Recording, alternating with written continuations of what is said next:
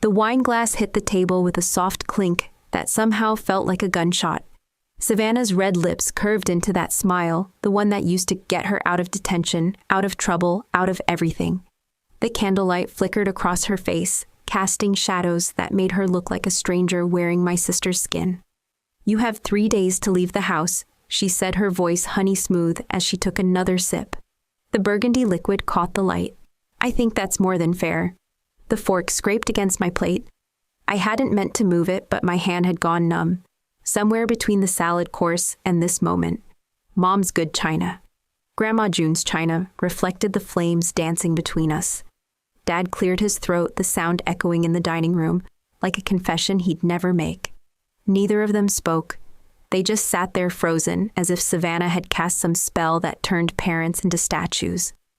Mom's eyes found her lap. Dad studied his wine like it held answers to questions he was too afraid to ask. 3 days. I set down my fork and looked at my sister. Really looked at her. She was wearing that black dress, the one that cost more than most people's rent. Her hair was perfect blonde and smooth like she'd stepped out of a magazine.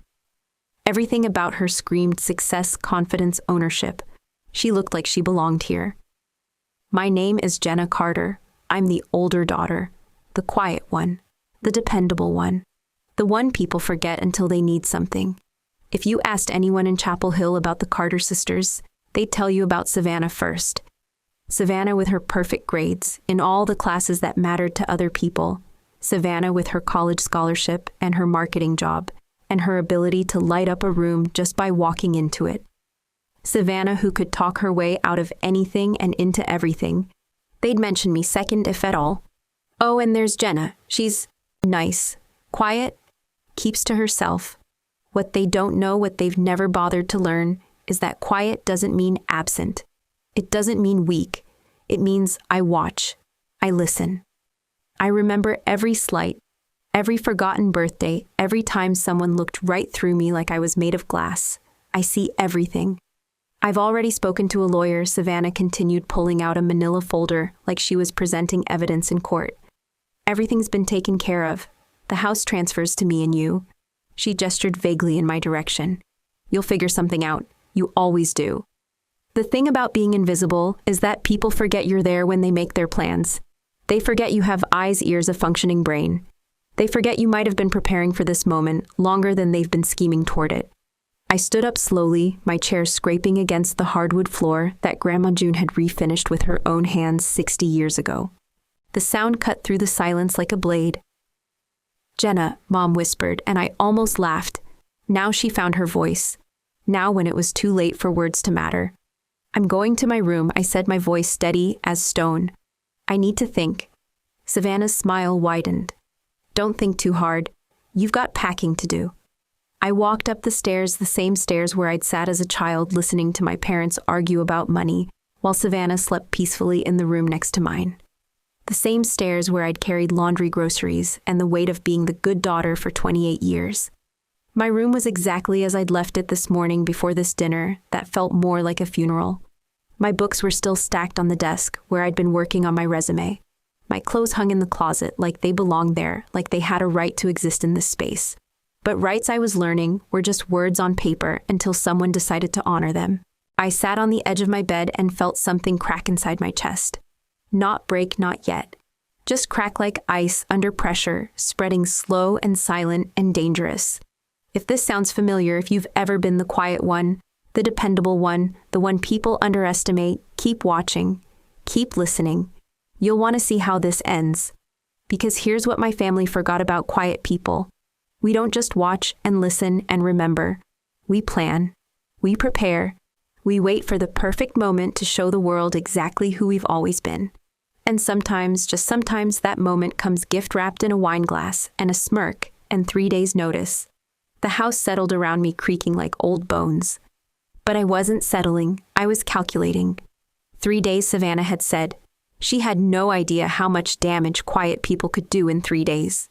The house creaked above me as I sat in the darkness, and for a moment I was 8 years old again, listening to the same sounds from the same bed. Back then I thought the house was alive, breathing, sighing, telling stories in a language only I could understand. Grandma June used to say old houses had souls. "This one's got a good soul, Jenna," she'd tell me as we worked in her garden, my small hands learning to coax life from soil. "It remembers every family that's loved it, every child who's grown up in its rooms." I remembered being 10, kneeling beside her in the flower beds that lined the front porch of this colonial home that had stood since 1952. The morning glories climbed the white columns like they were reaching for something better, and Grandma's hands weathered and gentle guided mine as we planted bulbs for next spring's blooms. "You have to be patient with growing things," she'd said, pressing a daffodil bulb into my palm. "They know when they're ready. You can't force them, can't rush them. But when they bloom," she'd smile, dirt smudged on her cheek. "When they bloom, it's worth the wait." Savannah never joined us in the garden. She'd watch from her bedroom window sometimes, but dirt didn't suit her. Even at 12, she preferred the clean lines of indoor activities, piano lessons, dance classes, anything that came with an audience and applause. The piano. I could still hear her playing it, the melody floating through the house like a soundtrack to my invisibility. Every recital, every performance, Mom and Dad would sit in the front row with their proud smiles and their camera flashes. I'd sit in the back, clapping dutifully, watching my sister glow under the spotlight. "Savannah's so talented," the neighbors would say. "Such a gifted girl." And I'd nod, agreeing, because that's what good daughters did. They celebrated their sister's light, even when it cast them in permanent shadow. The summer I turned 15, Savannah crashed Dad's car into the Hendersons' mailbox. I found her in the driveway at midnight, crying over the crumpled front bumper, mascara streaming down her cheeks like black rain. "Jenna, please," she'd whispered. "I can't tell them. Dad will kill me." So I didn't tell them. I took the blame. Said I'd borrowed the car without permission, that I'd been distracted and careless. Dad's disappointment was a weight I carried for months, but Savannah's grateful hug felt worth it then. She got her license back in 2 weeks. I was grounded for the rest of the summer. That same year, I made honor roll for the 4th time in a row. I brought the certificate home, hands shaking with pride, and set it on the kitchen counter where Mom was making dinner. "That's nice, honey," she'd said, without looking up from her casserole. "Can you set the table? Your father will be home soon." The certificate stayed on the counter for 3 days before I quietly moved it to my room. No one ever asked where it went, but Grandma June noticed. She always noticed. "I'm proud of you," she'd said, finding me in the garden that weekend. We were deadheading roses, cutting away the spent blooms to make room for new ones. "Your mind is going to take you places, Jenna. Far from here if you want." "What if I don't want to go far?" I'd asked. Because at 16, the idea of leaving this house, leaving her, felt impossible. She'd cupped my face in her hands, soil still clinging to her fingers. "Then you'll know you stayed because you chose to, not because you were afraid to leave. Choice is the most powerful thing you'll ever have." I went to UNC Chapel Hill for college, close enough to come home for Sunday dinners and to help Grandma with the garden. Savannah went to Duke, an hour away, but might as well have been another planet. She came home for holidays and birthdays, always with stories about sororities and internships, and boys who took her to expensive restaurants. "Tell them about your job at the law library," Grandma would prompt during family dinners, trying to draw me into conversations where I'd become furniture. "It's just filing," I'd say, but she'd shake her head. "It's learning. You're learning how the world works, how to fix things when they break." After graduation, I moved to Atlanta. Real estate law of all things, maybe because I'd grown up in a house that felt like a living thing, or maybe because I understood that home meant more than just walls and windows. I was good at it, the careful reading of contracts and deeds, the attention to detail that others found tedious. I won my first major case within 6 months. A family about to lose their home to a predatory lender, saved by a clause buried in page 43 of documents their previous lawyer had barely skimmed. I called Grandma June first. "I knew you would," she'd said, and I could hear the smile in her voice. "You've always been the one who sees what others miss." My parents sent a card 2 weeks later, a generic congratulations with Mom's neat handwriting, "So proud of you, honey." But by then I'd learned the difference between being seen and being noticed, between being loved and being useful. Savannah called that night, her voice bright with wine and celebration. "Mom told me about your case." "That's amazing, Jenna. Really, you're like a real lawyer now." Like I'd been playing dress-up before, like this was surprising. The house settled around me again, pulling me back to the present. to the dinner table downstairs where the dishes probably still sat, evidence of the meal that had changed everything. 3 days, she'd said.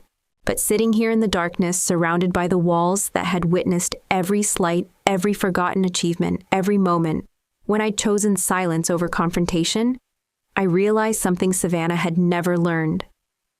Houses remember everything, and so do the people who truly love them. The layoff came on a Tuesday in March, delivered by my boss, with the kind of apologetic smile that meant the decision had been made months ago in boardrooms I'd never see. "It's not performance-related," Karen had said, sliding the severance paperwork across her desk like it might bite her. "The whole real estate division is being restructured. You understand." I understood that 6 years of winning cases and building a reputation meant nothing when numbers on a spreadsheet decided your worth. I understood that the apartment lease I'd signed in January was about to become impossible to afford. I understood that sometimes life dismantles everything you've built piece by careful piece, until you're standing in the ruins, wondering how you got there. Michael left 2 weeks later. Not because of the job, though, that's what he told his friends. He left because watching someone lose everything apparently wasn't the adventure he'd signed up for. "You're different lately," he'd said, shoving his clothes into a suitcase while I sat on the couch we'd picked out together. "Distant, like you're somewhere else." I was somewhere else. I was calculating rent payments and job applications, wondering if 6 years of building a life in Atlanta had been nothing more than playing house with borrowed time. The call to my parents felt like swallowing glass. "Of course you can come home," Mom had said, her voice warm with the kind of concern that only appeared during crises. "Your room's exactly as you left it. We'll figure this out together." Together, the word felt foreign in my mouth. I drove back to Chapel Hill on a Saturday morning in April, my Honda loaded with boxes that represented the collapse of everything I'd thought I was building. The house looked the same from the outside, white columns, morning glories just starting to bud the garden where Grandma June had taught me about patience and timing. Mom met me at the door with a hug that smelled like vanilla and flour. "I made your favorite," she said, leading me into the kitchen where a casserole dish sat cooling on the counter. "Tuna noodle, just like when you were little." For a moment, I felt 8 years old again, coming home from school, to find comfort in simple gestures. Maybe this could work. Maybe family was the safety net I'd forgotten I had. But my room told a different story. The walls were the same pale blue, but my desk had been moved to accommodate a sewing machine. My bookshelf now held Mom's craft supplies, yarn, fabric scraps, patterns for quilts I'd never seen her make. My closet held winter coats that didn't belong to me. "I hope you don't mind," Mom said from the doorway, wringing her hands. "We didn't think you'd be back long term. I can move things around." "It's fine," I said, "because that's what you say when you realize your childhood bedroom became a storage room the moment you left. I won't be here long." The first week passed quietly. Dad helped me set up a workspace in the corner, moving the sewing machine with the kind of careful precision he used for everything. We fell into routines: coffee in the morning, jobs, searching during the day, family dinners that felt almost normal. Then Savannah started showing up. Not for dinner exactly. She'd arrive as we were finishing, breezing in with her perfectly styled hair and her stories about client meetings and weekend trips. She'd perch on the edge of a chair like she was posing for a magazine, dominating conversations with the kind of effortless confidence I'd never mastered. "You're so brave," she'd say, reaching across the table to squeeze my hand. "Starting over like this. I don't know if I could do it." The words felt like sympathy wrapped around a blade. She came by more often after that, always timing her visits for when I was home, always finding ways to steer conversations toward my situation. How was the job search going? Had I heard back from any firms? Did I have a timeline for getting back on my feet? I'd answer her questions while she nodded with that concerned expression that looked genuine, until you noticed how her eyes never quite matched her smile. "I'm sure something will work out," she'd say, and the way she said it made me wonder if she hoped it wouldn't. The mail started disappearing in May, not all of it, just certain pieces. I'd be expecting responses from law firms, follow-ups from interviews, but they never came. When I asked Mom about it, she'd look confused. "I always put your mail on the kitchen counter," she'd say. "Maybe you missed it." But I hadn't missed it. I'd been checking that counter like it held lottery numbers. The whispers started around the same time. Conversations that stopped when I entered rooms. Dad's voice low and urgent coming from the study with the door closed.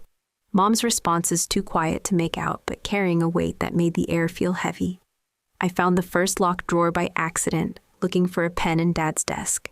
The bottom drawer, the one that had always stuck now, had a small brass lock that hadn't been there before. When I asked him about it, he barely looked up from his newspaper. "Important papers," he said. "You know how it is." But I didn't know how it was. I'd lived in this house for 18 years, and nothing had ever been important enough to lock away from me. The second locked drawer was in Mom's vanity. The third was in the hall closet behind the winter coats that didn't belong to me. I started paying attention to things I'd been too polite to notice before. The way conversations shifted when I walked into rooms. The way Savannah's visits had a purpose that felt rehearsed. The way my parents' eyes would meet across the dinner table, carrying messages I couldn't read. Something was happening in the house where I'd learned to garden and dream and disappear. Something that involved locked drawers and missing mail and a sister who'd never cared about my problems before, but suddenly couldn't stop asking about them. I just didn't know what it was yet, but I was learning slowly and surely that coming home sometimes meant discovering you'd never really understood what home was in the first place. The house that had once felt like a sanctuary now felt like a stage where everyone knew their lines, except me. And in the quiet moments when the whispers stopped and the locks clicked shut, I could feel something growing in the spaces between what was said and what was hidden. Something that felt like the slow, patient bloom of understanding. The invitation came on a Thursday morning in June, delivered with the kind of casual authority that made it feel less like a request and more like a summons. "Let's do a proper family dinner this Saturday," Savannah said, standing in the kitchen doorway like she owned the frame. "Something formal, nice clothes, good wine, the whole thing." Mom looked up from her coffee, eyebrows raised. "What's the occasion?" "Do we need an occasion to celebrate family?" Savannah's smile was bright as fresh paint. "Besides, Jenna's been here for months now. We should mark the moment. Mark the moment." The phrase sat in my stomach like a stone. "I don't have anything formal," I said, thinking of the interview clothes, hanging in my closet like soldiers waiting for a war that might never come. "Wear that navy dress," Mom suggested. "The one from your college graduation. It's probably still in your closet somewhere." It was, buried behind the craft supplies and winter coats still in its dry cleaning bag, like a preserved memory of who I used to be. Saturday arrived with the kind of humid heat that made the air feel thick enough to chew. I spent the afternoon in my room listening to the sounds of preparation drifting up from the kitchen, the good silver coming out of storage, the vacuum running over rugs that were already clean, the careful choreography of a family getting ready to perform. When I came downstairs at 6, the dining room looked like a stage set. Grandma June's china gleamed under the chandelier plates I hadn't seen since her funeral cups that held the ghosts of Sunday dinners and holiday meals. The table was set for 4 with cloth napkins and the crystal glasses that only appeared for special occasions. Mom had changed into her black dress, the one she wore to church on Easter. Dad stood by the window in his good suit, the one that made him look like he was attending something important and slightly uncomfortable. "You look lovely," Mom said when she saw me, but her voice carried a nervous edge that made the compliment feel hollow. Savannah swept in 15 minutes later, wearing that black dress that cost more than my monthly student loan payment. Her hair was perfect, her makeup flawless, her smile bright enough to blind. She looked like she was hosting a dinner party in her own home, not visiting her childhood kitchen. "Don't you clean up nice," she said, kissing my cheek with lips that felt cold despite the summer heat. "Shall we sit?" The seating arrangement felt deliberate. Savannah at the head of the table where Dad usually sat, Mom and Dad on one side facing me across the white tablecloth like I was on trial. The empty chair where Grandma June used to sit remained empty, a ghost at our formal feast. "I ordered wine," Savannah announced, producing a bottle of red that probably cost more than my weekly grocery budget. "Something special for a special night." Special night. Mark the moment. The phrases circled in my head like vultures. Dinner began with small talk that felt anything but small. Savannah dominated the conversation, steering it through topics that somehow always circled back to stability, responsibility, the importance of planning ahead. Dad nodded at appropriate intervals, his fork moving mechanically from plate to mouth. Mom kept glancing between us like she was watching a tennis match, where she didn't understand the rules. "The Henderson place sold last week," Savannah said, cutting her chicken with surgical precision. Did you hear they got asking price? Amazing what people will pay for the right location. The right location. Like this house with its colonial bones and garden memories was just a commodity to be evaluated and priced. This neighborhood's really coming up, she continued. Property values are through the roof. It's a good time to be in real estate. The words felt aimed at me, reminders of the career I'd lost, the life I'd failed to maintain. I took a sip of wine that tasted like expensive disappointment. Speaking of real estate, Savannah said, and something in her tone made the air in the room change, thicken. I've been thinking about the future, about this house specifically. She reached into her purse and pulled out a manila folder, the same one she'd shown me earlier. But now it felt different, official, final. I know this might come as a surprise, she said, her voice taking on the kind of gentle authority people use when delivering bad news. But I've been working with a lawyer, getting some things sorted out. The folder landed on the table between us with a soft thud that echoed like a gunshot. Grandma June left the house to me, Savannah said, her words cutting through the silence like a blade through silk. I know we all assumed it would just stay in the family indefinitely, but legally speaking, it's mine now. I felt my fork slip from my fingers, clattering against Grandma's china like a small betrayal. I've been patient. Savannah continued, opening the folder to reveal what looked like legal documents, official seals, the kind of paperwork that changes lives with signatures and stamps. I know you've been going through a difficult time, and I wanted to give you space to figure things out. But I think we can all agree that this arrangement was always meant to be temporary. She took a sip of wine, her lips leaving a perfect red crescent on the crystal rim. You have 3 days to leave the house. The words hung in the air like smoke from a fire I couldn't see burning. 3 days. The number felt arbitrary and absolute, like a countdown to something I didn't understand. I looked at my parents, waiting for them to speak, to protest, to defend me the way parents were supposed to defend their children. But Dad stared at his plate like it held answers he didn't want to read, and Mom's eyes found her lap, her hands folding and unfolding her napkin like origami prayers. I think that's more than fair, Savannah said, her voice honey smooth and final. The silence stretched between us, filled with the ghost of Grandma June's voice, telling me about patience and timing, about waiting for things to bloom when they were ready. But this wasn't blooming. This was wilting. This was the careful destruction of everything I'd thought I knew about family, about home, about the place where I belonged. I stood up slowly, my chair scraping against the hardwood floor with a sound that felt like surrender. The dining room blurred at the edges, the chandelier light fracturing into stars that made no sense. I need to think, I said, my voice steady despite the earthquake happening in my chest.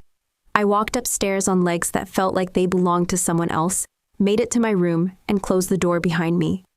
Then I sank to the floor, my back against the wood, and let the tears come. They weren't just tears for the house, though. Losing it felt like losing a limb. They were tears for the parents who'd chosen silence over courage, for the sister who'd turned love into a transaction, for the girl who'd spent her whole life trying to be good enough to deserve a place at the table. It wasn't just about the house. It was the erasure of who I'd always tried to be.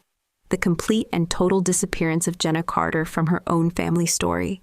I cried for exactly 17 minutes. I know because I watched the digital clock on my nightstand flip from 8:43 to 9:00, each red number. A small reminder that time kept moving even when your world stopped making sense. Then I got up, washed my face, and did what I'd been trained to do for 6 years in Atlanta. I started building a case. The jewelry box sat on my dresser, like it had been waiting for this moment. Grandma June's jewelry box, the one Mom had given me after the funeral, with tears in her eyes, and promises that I'd treasure it forever. I'd opened it maybe twice in 2 years, just to touch the pearl earrings, and remember the woman who'd worn them to church every Sunday. But tonight I opened it with the methodical precision of someone looking for evidence. The key was tucked beneath the velvet lining, small and brass and deliberately hidden. My fingers found it by accident, pressing against the bottom corner where the fabric had come loose. It was the kind of key that opened old locks, the kind of lock you'd find on a desk or filing cabinet from another era. Like Dad's desk. The house was quiet as I crept downstairs, my bare feet silent on the stairs I'd memorized as a child. The study door was closed, but not locked. They'd never needed to lock it from me before. I was the good daughter, the one who respected boundaries, who never went where she wasn't invited. Tonight I went everywhere. Dad's desk was an antique inherited from his father and treated like a family heirloom. The bottom drawer, the one that had always stuck now, gave way easily when I turned Grandma's key. Inside, I found what I'd been looking for without knowing I was looking for it. Property files, deeds, letters with law firm letterheads dating back decades. And there, in a manila folder that looked suspiciously like the one Savannah had produced at dinner, were documents that made my blood turn to ice water. The house had been transferred to Savannah 3 weeks before Grandma June died. 3 weeks before a woman who'd been sharp as a tack until her final breath had supposedly decided to change her will. I photographed everything with my phone, the camera flash, illuminating secrets that had been locked away in darkness. Then I put it all back exactly as I'd found it locked the drawer and went back to my room to plan my next move. The courthouse opened at 8. I was there at 7:45, standing in the parking lot, with coffee that tasted like determination and a folder full of questions that needed answers. The clerk behind the desk looked like she'd been working there since the building was constructed. Her nameplate read Martha, and she had the kind of tired patience that came from dealing with people's problems all day, every day. "I need to look up property records," I said, sliding a piece of paper across the counter with the house address written in my careful handwriting. "Public records," Martha said, not looking up from her computer. $20 for copies, cash only. The records told a story that made my hands shake as I read. The house had indeed been transferred to Savannah, but the date didn't match what I remembered about Grandma's final weeks. More importantly, the notary's signature looked different from other documents in the file, slightly shaky, like someone had been nervous or rushing. "Martha," I said, leaning closer to the counter. "Hypothetically, if someone wanted to challenge a property transfer, what would they need?" She looked up, then really looked at me like she was seeing something familiar in my face. "Hypothetically," she said slowly, "they'd need proof of fraud or undue influence, medical records showing mental incapacity, evidence that the signature was forged or coerced." She paused. "You'd need a lawyer who specializes in estate disputes, and you'd need to be prepared for a fight." I'd been preparing for fights my whole life. I just hadn't known it until now. The law firm that had handled Grandma's affairs was downtown in one of those old buildings that tried too hard to look important. I'd called ahead asking to speak with Robert Hayes, the lawyer who'd supposedly handled the transfer. "Mr. Hayes is no longer with the firm," the receptionist told me, her voice carrying the kind of rehearsed politeness that meant she'd said these words before. "His assistant Janet Morrison might be able to help you." Janet Morrison was 60-something with gray hair and the kind of sharp eyes that missed nothing. She met me in the lobby looking nervous in a way that made my lawyer instincts prickle. "I can't talk here," she said, glancing around like the walls had ears. "Meet me at the coffee shop across the street in 10 minutes. The coffee shop was the kind of place where retired people read newspapers and college students pretended to study. Janet chose a corner booth, ordered black coffee, and looked at me like she was deciding whether to trust me or run. "Bob Hayes was my boss for 23 years, she said, finally. "Good man, honest. Never cut corners, never bent rules." She stirred her coffee with mechanical precision. "Then your grandmother got sick, and everything changed." "Changed how?" Suddenly there was this new lawyer involved, Marcus Webb. Never heard of him before, but he had all these documents, all these authorizations. Said he was working with the family to expedite things. She shook her head. Bob didn't like it. Said something felt wrong. Asked too many questions. What happened to him? Retired early, real early. One day he was asking questions, the next day he was cleaning out his office. Janet leaned forward, her voice dropping to a whisper. But before he left, he copied files.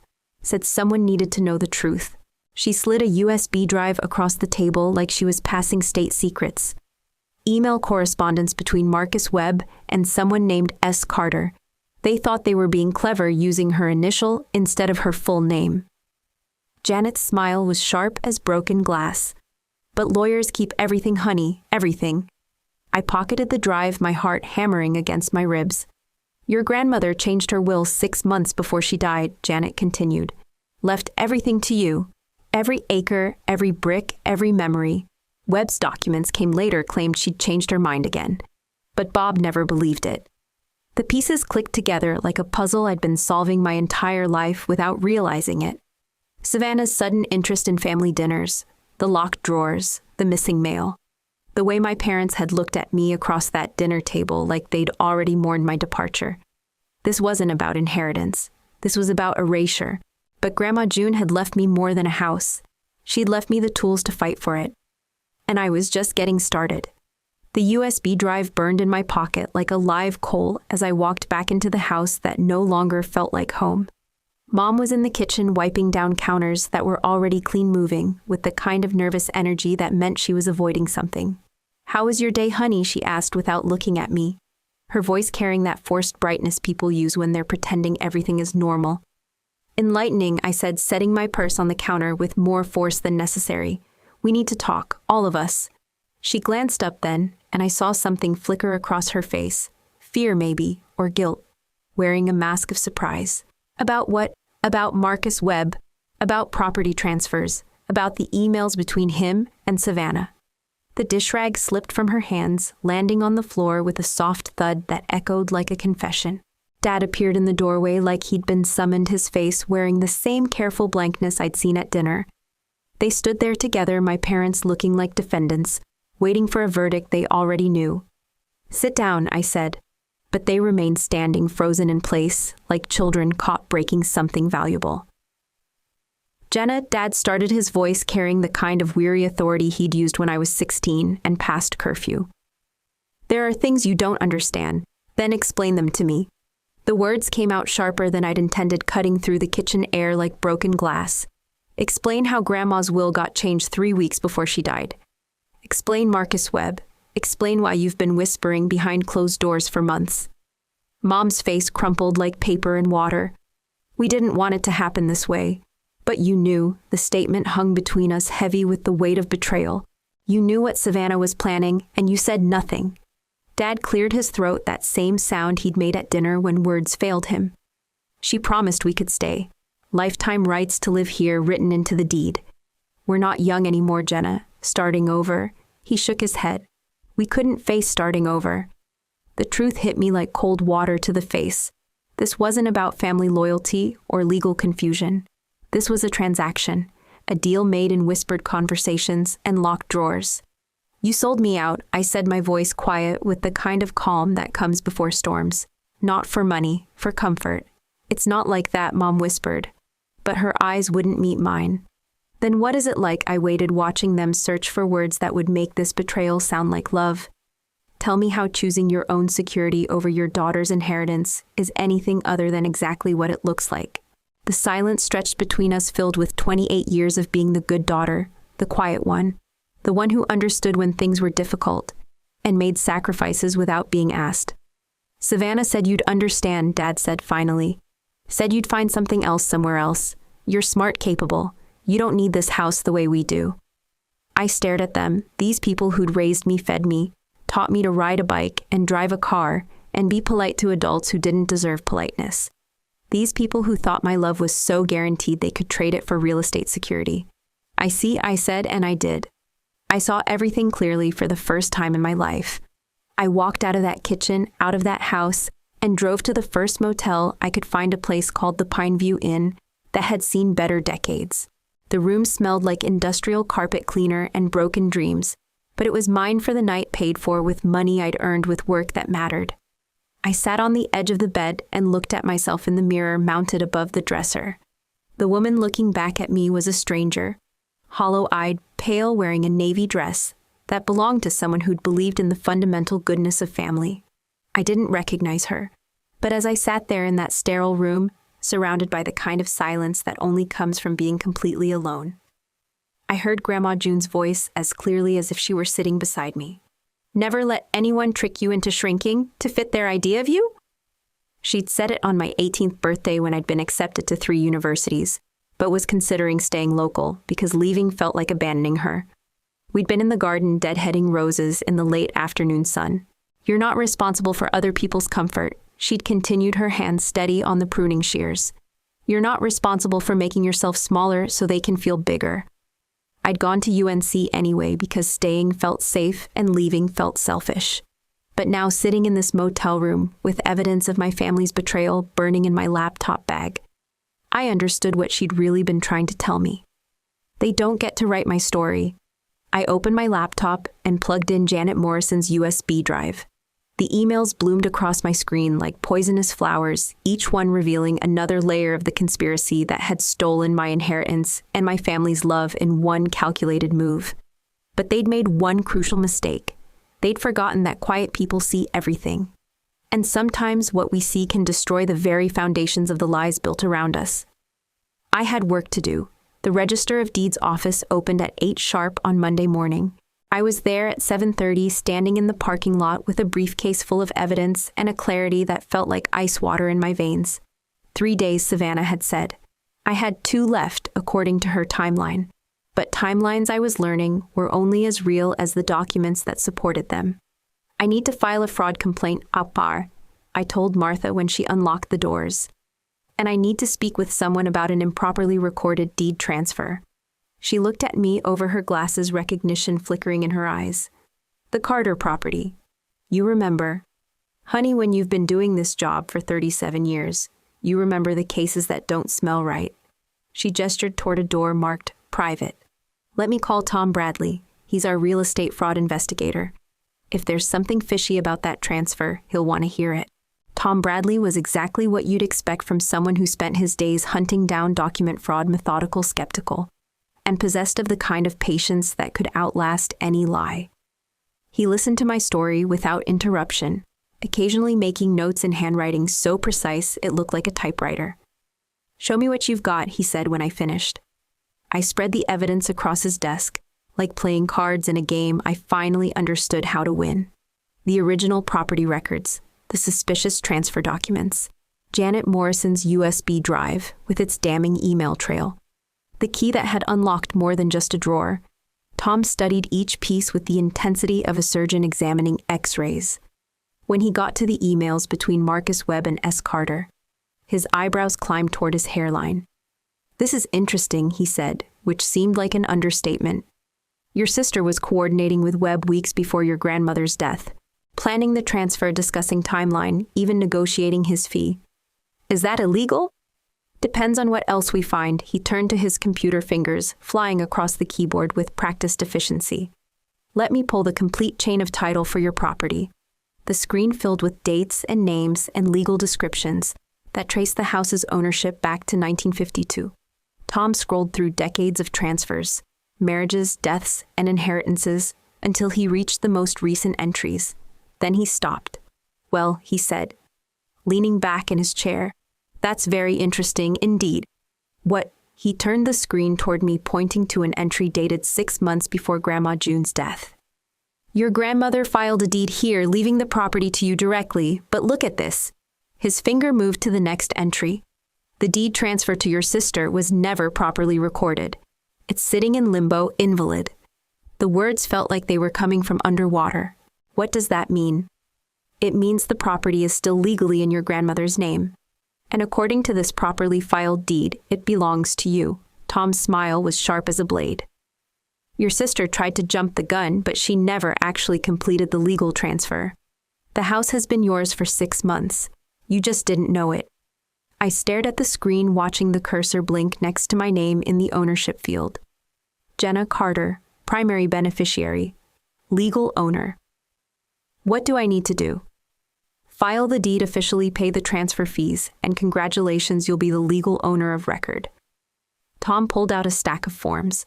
Takes about an hour if we do it right now. An hour. 60 minutes to reclaim everything that had been stolen from me through whispered conversations and forged documents, and a sister who thought she could rewrite history with charm and expensive wine. Let's do it. The paperwork felt like signing a peace treaty with myself. Each signature, each initial, each official stamp was another step away from the girl who'd apologized for existing and toward the woman who understood her own worth. When it was finished, Tom handed me a manila folder that looked identical to the one Savannah had brandished at dinner. But this one contained the truth. Congratulations, Ms. Carter, he said. You're now the official owner of 1247 Maple Street. I'd suggest you inform the current occupants of their change in status. I drove home to my house with the folder on the passenger seat, and a smile that felt like sunrise after the longest night of my life. The colonial columns looked different now, the morning glories climbing towards something that finally belonged to me. I found them in the kitchen exactly where I'd left them 2 days ago. Mom at the counter, Dad at the table with his coffee, both of them moving through their morning routine like nothing had changed. Everything had changed. "We need to talk," I said, setting my briefcase on the counter with the kind of authority I'd never used in this house before. Jenna, Mom started her voice carrying that same nervous energy. "About the other night, get Savannah," I said. "Call her now, tell her to come over." Dad looked up from his newspaper, confusion clouding his features. "Why would we? Because in about an hour she's going to find out that her little scheme didn't work. And I want all of you here when that happens." Savannah arrived 30 minutes later, breezing through the door like she owned it, which according to her version of reality she did. "This is unexpected," she said, settling into her usual chair at the kitchen table. "I thought you'd be packing."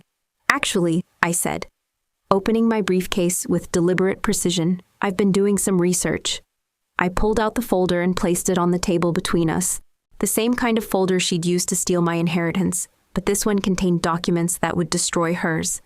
"You know what's funny about property law?" I continued, my voice calm as still water. "It's all about proper documentation. Dotted I's crossed T's official recordings." I opened the folder and slid the deed transfer across the table. One missed step, and the whole thing falls apart. Savannah's eyes scanned the document, her face shifting from confusion to comprehension to something that looked like panic. "This is impossible," she whispered.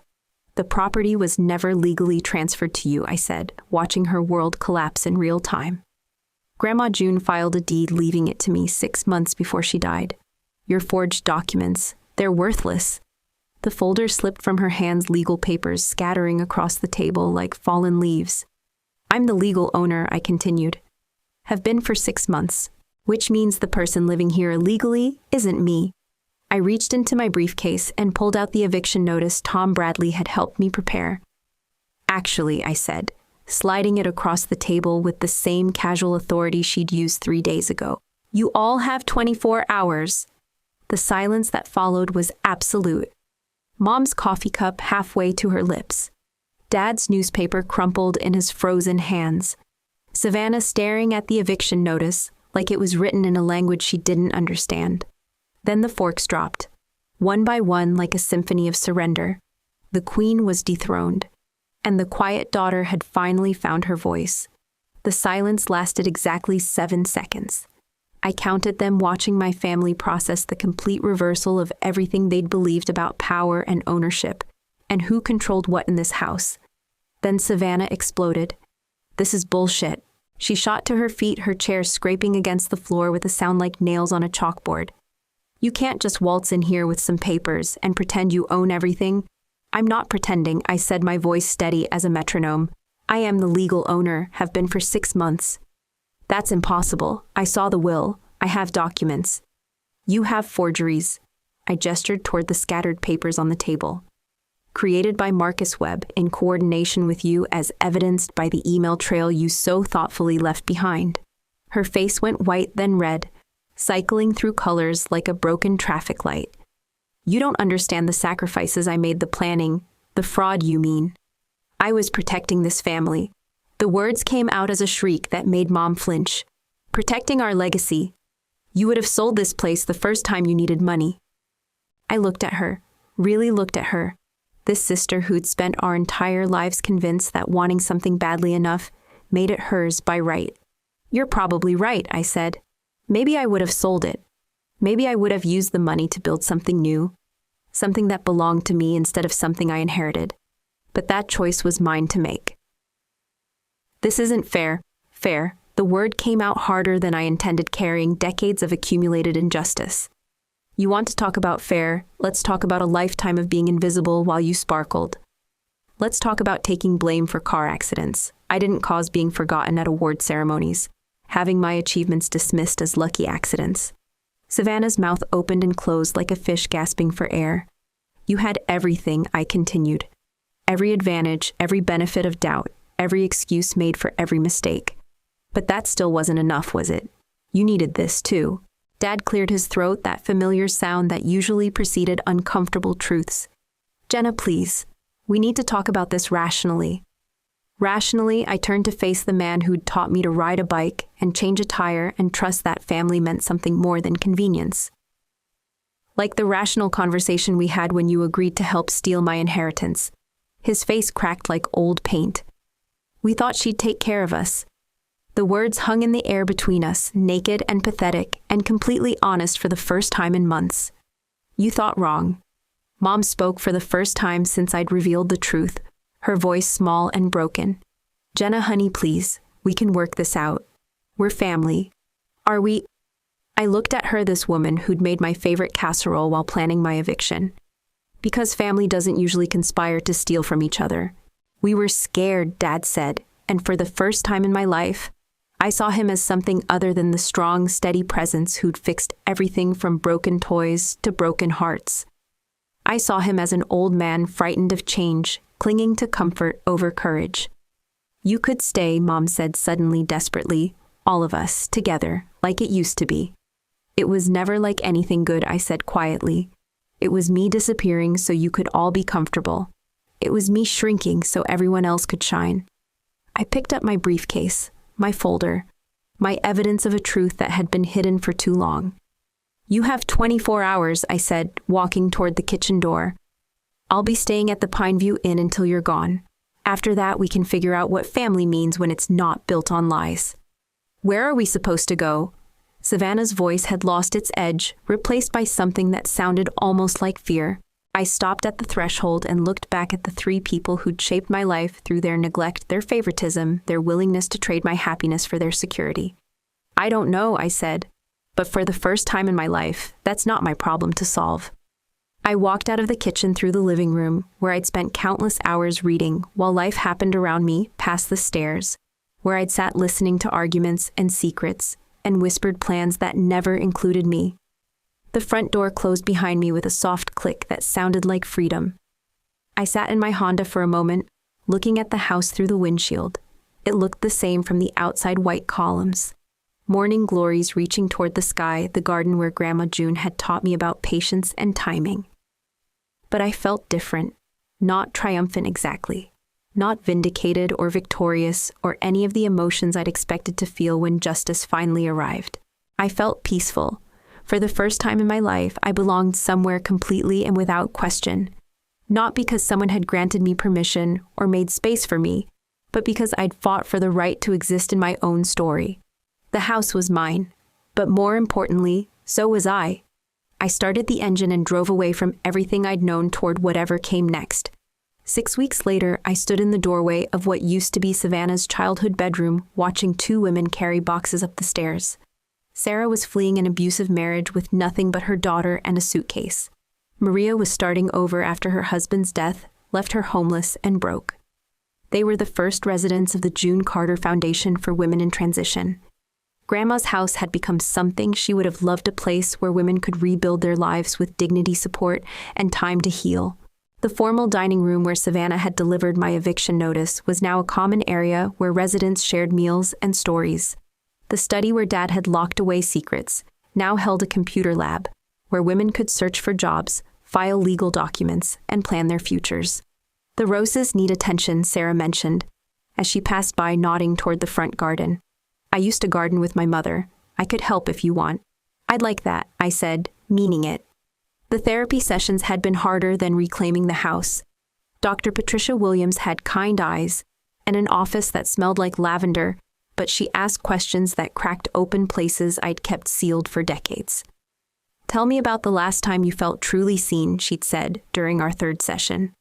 I talked about Grandma June, about soil under fingernails and patience with growing things, about being valued for who I was not, who I could become if I just tried harder to be someone else. What would it look like to see yourself that way? Dr. Williams had asked. I don't know, I'd admitted. I'm still learning. The learning happened in small moments. The first time I said no to a request without explaining why. The morning I looked in the mirror and recognized the woman staring back. The day I stopped checking my phone for messages from family members who'd chosen silence over apology. Well, mostly silence. Savannah's letter arrived on a Tuesday, addressed in her careful handwriting to Jenna Carter, legal owner. Even an apology, she couldn't resist the small cuts. Dear Jenna, I know you probably don't want to hear from me, but I need to say this. I'm sorry. Not just for the house thing, but for everything. For all the years I took up space you should have had. For making you invisible when you deserved to shine. I've been seeing a therapist, Mom's idea, if you can believe it. She says I have deep-seated insecurity masked by narcissistic behavior. Sounds about right. I'm not asking for forgiveness. I know I don't deserve it. But I wanted you to know that I see now what I couldn't see before. You were never the problem. I was. The foundation sounds amazing. Grandma would be proud. Love, even though I know I lost the right to say that, Savannah. I read it twice, then set it on my kitchen counter, not thrown away, but not answered either. Some things existed in the space between forgiveness and forgetting, and that felt like the right place for Savannah's words to live. My new job at Wilson & Associates specialized in elder law estate planning abuse prevention capacity evaluations, the kind of work that protected vulnerable people from the Marcus Webbs of the world. Every case felt personal. Every client reminded me why fighting for truth mattered. You have a gift for this, my supervisor Helen Wilson told me after I'd successfully challenged a suspicious power of attorney that would have cost an elderly woman her life savings. You see the patterns others miss. Being invisible for 28 years, it turned out had taught me to observe everything. The nervous glances, the rushed signatures, the family members who suddenly showed interest in someone they'd ignored for years. I knew the signs because I'd lived them. The evenings were mine now. No family dinners where I performed gratitude for scraps of attention. No phone calls where I pretended everything was fine. Just quiet hours in the house that breathed around me like a living thing filled with the voices of women rebuilding their lives, and the ghost of Grandma June approving of what her home had become. Tonight I was in the garden as the sun set behind the white columns. The roses needed deadheading, cutting away the spent blooms to make room for new growth. It was work Grandma had taught me decades ago, but only now did I understand the metaphor she'd been offering. My hands moved with practiced efficiency, removing what was finished to encourage what was coming. The evening air carried the scent of jasmine and possibility, and somewhere inside the house, I could hear Sarah's daughter laughing at something on television. This was home. Not the building exactly, though I loved its colonial bones and creaking floors. Home was the truth I'd fought for, the understanding that I belonged in my own story, that my voice mattered, that quiet strength could reshape the world when it finally decided to speak. If you've made it this far in my story, maybe you understand what I learned in that garden. Sometimes the people who are supposed to love you will try to write you out of your own life. They'll convince you that taking up space is selfish, that asking for what you deserve is unreasonable, that shrinking yourself is the price of belonging. They're wrong. Sometimes home is the truth you fight for. Sometimes the quiet ones are the ones who change everything. And sometimes the roses bloom most beautifully after you've had the courage to cut away what was holding them back. I clipped another spent bloom and watched the petals fall to the soil below, where they'd become something new. Home, I realized, wasn't where people let you exist. It was where you gave yourself permission to bloom. So here's what I want to know. What would you do if your sister tried to erase you? If the people who were supposed to protect you decided your worth was negotiable, your place at the table conditional on their comfort? Has your family ever turned their back on you? Made you feel like asking for basic respect was asking for too much? Convinced you that being grateful for crumbs was the same thing as being loved? Maybe you're sitting there right now in a room where you feel invisible. Maybe you're the one who always apologizes first, who smooths over conflicts you didn't create, who shrinks to make space for people who wouldn't do the same for you. Maybe you've been told you're too sensitive, too demanding, too much of everything, except what they want you to be. I want you to know something. Your silence doesn't mean surrender. Sometimes it's just the calm before the truth. Sometimes quiet people are the most dangerous ones of all, because we see everything, remember everything, and when we finally speak, the world has no choice but to listen. You don't have to set yourself on fire to keep other people warm. You don't have to disappear to make room for someone else's light. You don't have to earn your place in your own story. Comment below if you've ever had to fight for your place. Tell me about the moment you stopped shrinking. Share your story of finding your voice, claiming your space, demanding the respect you always deserved. Because sometimes the quiet revolution starts with one person deciding they're done being quiet. Sometimes it starts with you. And remember, home isn't where people let you exist. It's where you give yourself permission to bloom. The roses taught me that. Grandma June taught me that. Now I'm teaching you.